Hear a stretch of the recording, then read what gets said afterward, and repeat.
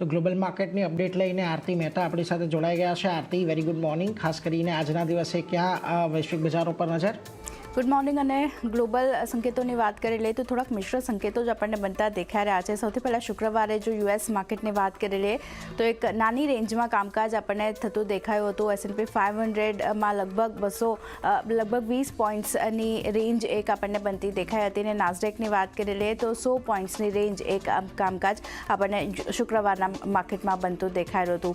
આ ત્રણેય ઇન્ડાઇસીસની વાત કરી લઈએ એક સપ્તાહમાં લગભગ 1% તેજી આપણને બનતી દેખાઈ હતી, પણ ઓવરઓલ શુક્રવાર ની જ વાત કરી લઈએ થોડું મ્યુટેડ કામકાજ રહેતું દેખાયું હતું યુએસ માર્કેટમાં। હવે વાત કરી લઈએ કે ટ્રમ્પ અને ઝેલેન્સ્કી વચ્ચે ખાસ કરીને જે ચર્ચા થઈ હતી, આ બંને વચ્ચે વાતચીત થઈ છે અને તેમાં ટ્રમ્પનું કહેવું છે કે યુક્રેનના રાષ્ટ્રપતિ સાથે સારી વાતચીત તેમની થઈ છે, વાતચીત ઘણી સારી રહેતી દેખાઈ રહી છે અને ડીલથી આ બંને દેશો ઘણી નજીક આપણને આવતો દેખાઈ રહ્યા છે। સાથે જ અમુક આવનાર સપ્તાહમાં ડીલ માટેની જાહેરાત પણ ખાસ કરીને યુએસ તરફથી આપણને થતી જોવા મળતી દેખાઈ શકે છે અને યુક્રેનની સુરક્ષાની ગેરંટીમાં યુરોપની સૌથી મોટી ભૂમિકા અહીંયા બનતી દેખાઈ રહી છે। આ ટ્રમ્પ તરફથી નિવેદન આપણને આવતા દેખાઈ રહ્યા છે। ઝેલેન્સ્કી સાથે જે વાતચીત થઈ છે એમાં તેમણે આ પ્રમાણેની વાત કહી છે। બીજી બાજુ ઝેલેન્સ્કીનું શું કહેવું છે વાતચીત પર જે ટ્રમ્પ સાથેની થઈ છે, તો ઝેલેન્સ્કી અહીંયા કહી રહ્યા છે કે શાંતિ માટે તમામ મુદ્દાઓ પર ખાસ કરીને ટ્રમ્પ સાથે ચર્ચા થઈ છે। શાંતિ કરારની જે રૂપરેખા છે એમાં 90% સહમતિ બનતી દેખાઈ રહી છે। 100% સહમતિ ત્યારે બનશે જ્યારે યુએસ સુરક્ષાની ગેરંટી આપતું જોવા મળશે। તો આ વાતચીત ઝેલેન્સ્કી અને ટ્રમ્પ વચ્ચે થતી દેખાઈ રહી છે। હવે પુતિન સાથે પણ ટ્રમ્પે વાતચીત કરી હતી અને તેમાં શું કહેવાનું છે તેના પર નજર કરી લઈએ તો પુતિન અહીંયા કહી રહ્યા છે કે અમેરિકાના રાષ્ટ્રપતિ ટ્રમ્પ સાથે ફોન પર ખાસી એવી સારી ચર્ચા થઈ છે। શાંતિ માટે યુક્રેને જલ્દી જ પહેલ કરવી પડશે, કારણ કે જો અહીંયાથી યુક્રેન જલ્દી પહેલ નહીં કરે તો પછી જે સેના છે તે અહીંયાથી ખાસ કરીને યુક્રેન પર કબજો કરી લેશે, એવું અહીંયા પુતિન તરીકેનું કહેવામાં આવ્યું છે। તો અહીંયા પણ એક નજર રાખવાની રહેશે, કારણ કે યુએસ અને રશિયા વચ્ચે યુદ્ધ જે છે ફરી એકવાર આપણને વણસતું દેખાઈ રહ્યું છે, કારણ કે રશિયાએ શનિવારની વાત કરી લે તો યુક્રેન પર હુમલો કર્યો હતો અને ખાસ કરીને કીવ છે અથવા તો પ્રમુખ ઉર્જા પ્લાન્ટ્સ છે એના પર અહીંયાથી હુમલો કરવામાં આવ્યો હતો।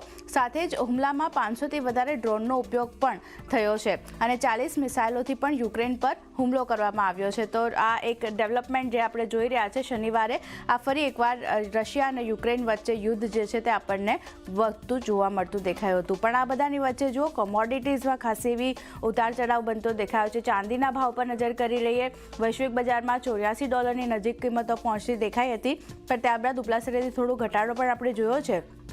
તેમ છતાં શુક્રવારે 11%ની તેજી ચાંદીની કિંમતોમાં બનતી દેખાઈ હતી અને અત્યાર સુધીની વાત કરી લઈએ આ વર્ષમાં તો લગભગ 170% કિંમતો ચાંદીની આપણને વધતી દેખાઈ રહી છે। ઉપલા સ્તરેથી થોડું દબાણ પણ જોયું છે, પણ વર્ષની વાત કરી લઈએ તો 1979 બાદ કિંમતોમાં સૌથી મોટો ઉછાળો આપણે આ વર્ષમાં જોયો છે, જે ચાંદી માટે આપણે જાણીએ છીએ કે સતત ને સતત નવા રેકોર્ડ બનતા દેખાઈ રહ્યા છે। સામે ચાંદીની વાત કરી, સોનાની વાત કરી લઈએ, અહીંયા તેજી આપણને યથાવત રહેતી દેખાઈ રહી છે। વૈશ્વિક બજારમાં રેકોર્ડ જે $4550 હતા એની પાર કામકાજ આપણને જોવા મળતું દેખાઈ રહ્યું છે અને અહીંયા પણ 1979 બાદ આ વર્ષ જે છે 2025નું તે સૌથી સારું વર્ષ સોના માટે પણ બનતું દેખાયું છે। કિંમતોમાં સૌથી વધારે ઉછાળો આપણે જોઈ રહ્યા છે, જે ભૌગોલિક તણાવ ચાલી રહ્યા છે એને ધ્યાનમાં રાખીને। બીજી બાજુ કોપરની વાત કરી લઈએ તો અહીંયા પણ નવા શિખરે કામકાજ થતું દેખાઈ રહ્યું છે। ચાઇનામાં કિંમતો ઓલમોસ્ટ 5% વધતી દેખાઈ રહી છે। LME પર રેકોર્ડ ઊંચાઈ પર કિંમતો પહોંચતી દેખાઈ રહી છે। ભાવ લગભગ $13,000ની નજીક LME પર આપણને પહોંચતા દેખાઈ રહ્યા છે।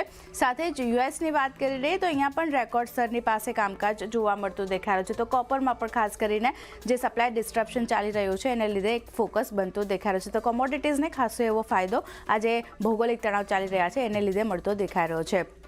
ઓવરઓલ એશિયન માર્કેટની વાત કરી લઈએ, થોડાક નબળાઈના સંકેતો ત્યાંથી પણ બનતા દેખાયા હતા।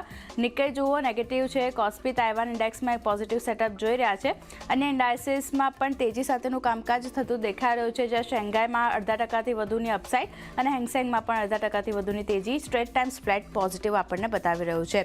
ગિફ્ટ નિફ્ટી થોડી એવી મામૂલી ખરીદારી શરૂઆતી કામકાજમાં આપણને બનતી દેખાઈ હતી। અત્યારે જુઓ 26 પોઈન્ટ્સની સાથે લેવલ સ્પેસિફિક વાત વાત કરી લઈએ 26,086ના લેવલ્સની આસપાસ ગિફ્ટ નિફ્ટી સંકેતો આપી રહ્યો છે, જે રીતે એશિયન માર્કેટ તરફથી થોડા ઘણા પોઝિટિવ સંકેતો મળી રહ્યા છે. પણ યુએસ શુક્રવારે ફ્લેટ હતું અને આપણા એશિયન માર્કેટની વાત કરી લઈએ થોડાક ફ્લેટ સંકેતો ત્યાંથી પણ બનતા દેખાયા હતા. એટલે આપણા માર્કેટ ક્યાંય ને ક્યાંય એક નાની રેન્જમાં અને ફ્લેટ ઓપન થાય તેવા સંકેતો અત્યારે બની રહ્યા છે.